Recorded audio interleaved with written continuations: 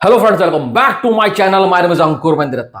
कहीं यशराज यानी कि भाई आदि चोपड़ा ने अयान मुखर्जी को इस बैनर में लेकर आकर गलती तो नहीं कर दी। इस बैनर में तो लाए लाए उन्होंने अपनी आज तक की सबसे बड़ी फ्रेंचाइजी की फिल्म वॉर 2, वो भी स्पाई यूनिवर्स का पार्ट, अयान मुखर्जी को देकर कहीं गलती तो नहीं कर दी। यही बातें सब जगह चल रही हैं। देखो, वॉर 2 का टीजर आया, सबने बोला मीडियोकर है, एवरेज है, हमें इसका वीएफएक्स नहीं पसंद आया। वही पुरानी चीजें वायरस दिखा रहा है।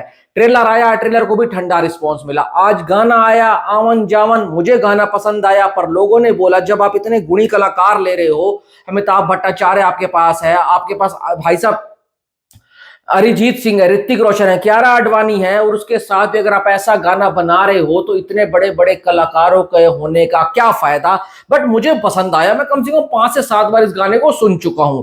देखो, जनता जनार्दन है, जनता जो डिसाइड करती है वो भाई साहब वही माना जाता है। जनता का फैसला सर आंखों पर। अब देखो, टाइगर 3 आई थी। टाइगर 3 में इन्होंने क्या गेम खेला था, मनीष शर्मा को लेकर आ गए थे और वो उनको सबसे भारी पड़ा था। जबकि अगर आप देखो ना, स्पाई यूनिवर्स की शुरुआत, असली जो नींव है ना, वो टाइगर की फिल्मों से ही हुई है।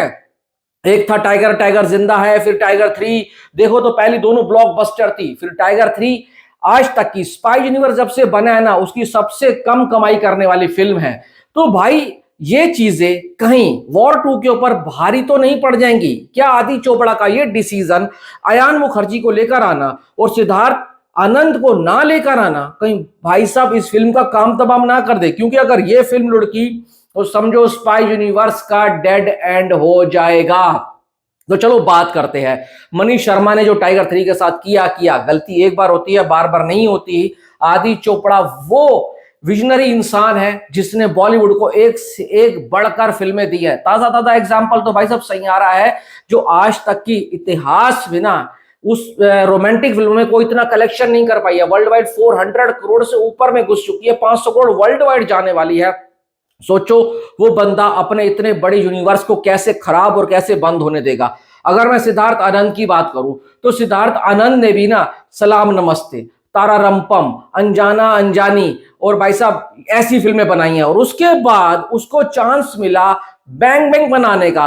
ऋतिक रोशन कटरीना कैफ के साथ, वो किसकी फिल्म थी? वो वायरफ की फिल्म थी। तभी वहां से सिद्धार्थ आनंद का सेकंड इनिंग चालू होता है। उसके बाद वो वॉर लाते हैं, फिर पठान लाते हैं, फिर उसके बाद तो उन्होंने भाई साहब अपना एक ऐसा नाम बना लिया पठान के बाद कि सिद्धार्थ आनंद बॉलीवुड का सबसे तगड़ा एक्शन डायरेक्टर है, बॉलीवुड का सबसे तगड़ा भाई साहब स्टाइलिश एक्शन डायरेक्टर है। अगर सिद्धार्थ आनंद का नाम किसी फिल्म के साथ जुड़ जाता है तो समझो पब्लिक का एक है ना विश्वास आ जाता है, बिलीव हो जाता है कि अगर सिद्धार्थ आनंद डायरेक्टर है तो भाई फिल्म अच्छी होगी।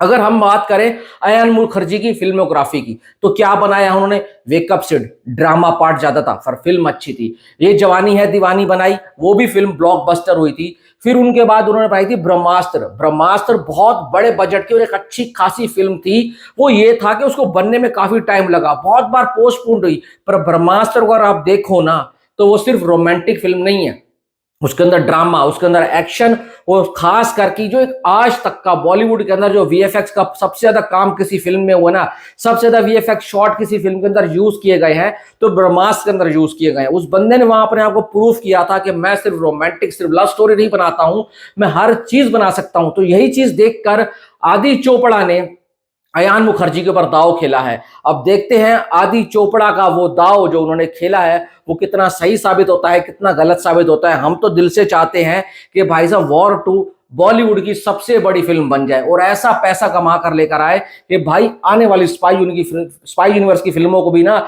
वो एक तरीके से गर्म करके जाए। अब देखो होता क्या है कि भाई जरूरी नहीं है कि हर डायरेक्टर को आप उसी नजर से देखो। अब ये उसकी गेम चेंजर साबित हो सकती है अयान मुखर्जी के लिए, और अगर अयान मुखर्जी ने बढ़िया काम कर दिया तो समझो उसकी बल्ले बल्ले हो जाएगी। पर मैं अगर ग्राउंड रियलिटी की बात करूं ना, 3 मेन कंटेंट आ चुके हैं, पर वॉर 2 का वो बज नहीं लग रहा जो बज होना चाहिए था, एक्चुअल में होना चाहिए था।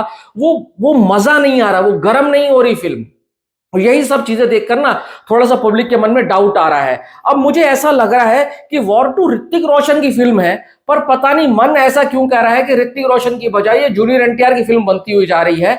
ऐसा लग रहा है कि जूनियर एनटीआर को हिंदी बेल्ट के अंदर लॉन्च किया जा रहा हो और ऋतिक रोशन साइड होते हुए जा रहे हैं। भाई ऋतिक फैंस कहां हो? आपका तो कुछ जोश कुछ गर्मी दिख ही नहीं रही फिल्म को लेकर, जबकि ऋतिक रोशन इकलौता ऐसा बंदा है जो भाई उसको किसी की जरूरत नहीं है, कोई साउथ का एक्टर हो ना हो, वो बंदा अपने दम के ऊपर, अपने पर्सनैलिटी के दम के ऊपर और अपनी एक्टिंग के दम के ऊपर ना बड़ी बड़ी फिल्में हिट करा सकता है और वो दे भी चुका है, उसने कई बार प्रूव भी किया है।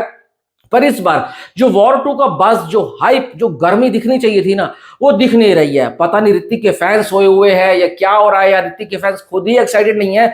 दूसरी तरफ अगर हम देखें ना तो जूनियर एनटीआर के फैंस एक्साइटेड हैं, वो प्रमोशंस कर रहे हैं, दबा के कर रहे हैं। पर भाई साहब HRX यानी कि ऋतिक रोशन, आपके फैंस कहां हैं? जगाओ उनको। और मैं तो वायरव से कहना चाहूंगा, ये भाई साहब ग्राउंड के ऊपर लेकर आओ, मार्केटिंग करो तगड़ी, जैसे कूली वाले कर रहे हैं। अब सारी उम्मीद है इसके कंटेंट के ऊपर। अगर कंटेंट बढ़िया हुआ, डे 1 के ऊपर रिव्यू बढ़िया आए और वो दिख जाएगा आपको एडवांस बुकिंग में। अगर एडवांस बुकिंग सॉलिड जाती है, इसके ऊपर एक सेपरेट वीडियो लेकर आऊंगा, कंपेयर करेंगे हम इसको बड़ी बड़ी फिल्मों से, और वहां से पता लगेगा कि पब्लिक सच्ची में वॉर 2 के लिए एक्साइटेड है या नहीं है। अब आप बताओ, आपको क्या लगता है, अयान मुखर्जी बेस्ट रहते वायर ऑफ स्पाई यूनिवर्स की इस फिल्म के लिए या फिर सिद्धार्थ आनंद? जरूर बताना। और आपको क्या लगता है, अयान मुखर्जी इतने बड़े भार को, इतनी बड़ी रिस्पॉन्सिबिलिटी को, इतनी बड़ी लाइबिलिटी को क्या संभाल पाएंगे या नहीं पाएंगे? जरूर बताना। Thanks for watching.